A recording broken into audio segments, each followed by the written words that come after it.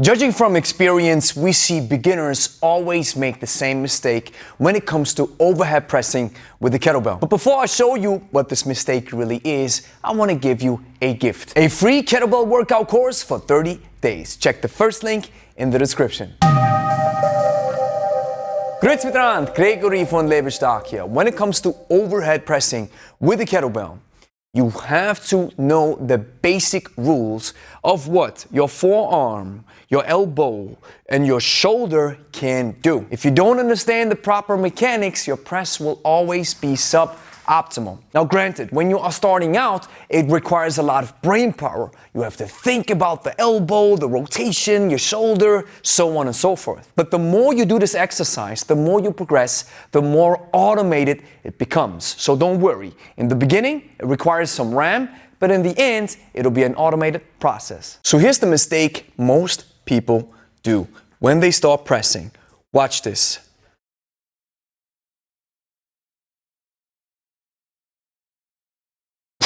Watch as I come down.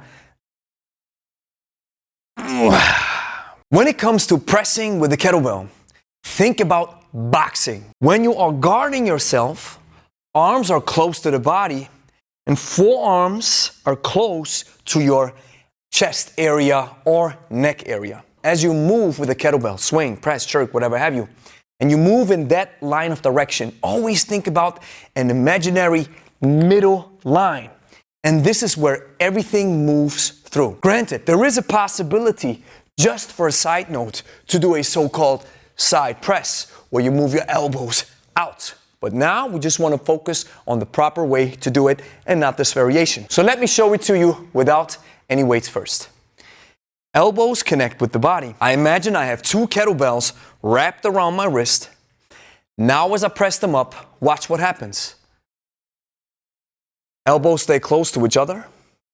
And as I'm in that overhead position or top fixation, my biceps connect almost with my ear and my arms are fully extended and my shoulder is in so-called full flexion. If your shoulder allows it, you want to make sure that you are approximately at this level, fully extended arms, and not out here. Now that's the phase when we move up.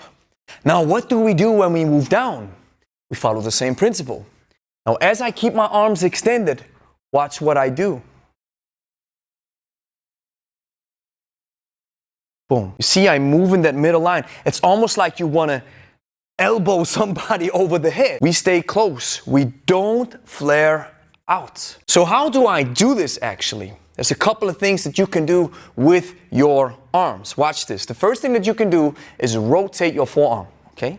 This rotation has nothing to do with your shoulder. This just happens down here. But watch what you can also do with your shoulder, which you can do a lot with. But what we want to focus on is the following. Internal rotation, external rotation. As I clean the kettlebell up, if you watch it closely, elbow connects with my hip. I always say the handle points towards my heart. And now my arm is slightly internally rotated. Now in order to press the kettlebell up, I have to adjust this position. So when I press it up, I do not stay in that internally rotated position because that's not an efficient position for my shoulder to be in. Especially when you use heavier weight, it might even be a dangerous and a very delicate position. So what do I have to do? I have to externally rotate as I press the weight up. Watch as I'm going slowly. See? Now I'm in that external rotation. I feel my shoulder working, pressing the bell overhead. And as I have the bell overhead, here's this crucial mistake that many beginners do. They start rotating their palms towards the front or the other way around. They start rotating the palms backwards. Both positions are not very efficient. How you want to position your arm overhead is your thumb is slightly pointing backwards in a diagonal manner. As you have the bell overhead, the belly of the bell should rest on your forearm and it should pull laterally, which means away from you. If it does this, Then the weight is stacked on all joints, as we say it. Now the weight is stacked on my elbow, on my shoulder, on my hip, on my foot. So I'm in a very strong and solid position. And now as we go down, I still want to focus and maintain that position. So I keep that elbow. Imagine like I'm elbowing somebody over the head. So no rotation in the forearm, keep that locked. And now it's just the shoulder doing the work. Elbows move to the front and racking the kettlebell. Now that's something that's not easy to learn. So first you have to differentiate the movements of your forearm with the movements of your shoulder.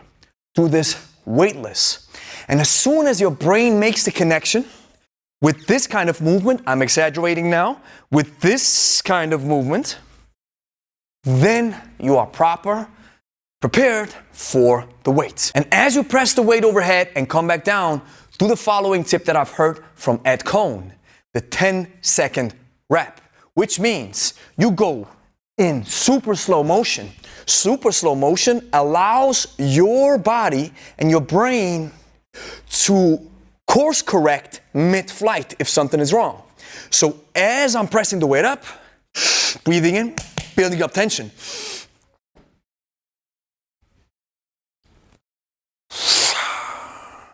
Solid, strong position.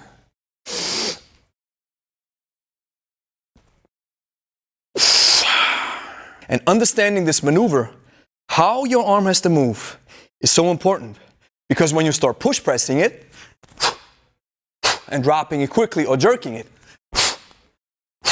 you follow the same trajectory. So here's the next step that you have to do. You have to like the video, consider subscribing, and then go watch this video. This is kettlebells one-on-one. Now we just covered a basic principle when it comes to pressing. But in this video, one-on-one, we cover the fundamentals for almost everything. So go watch it right now.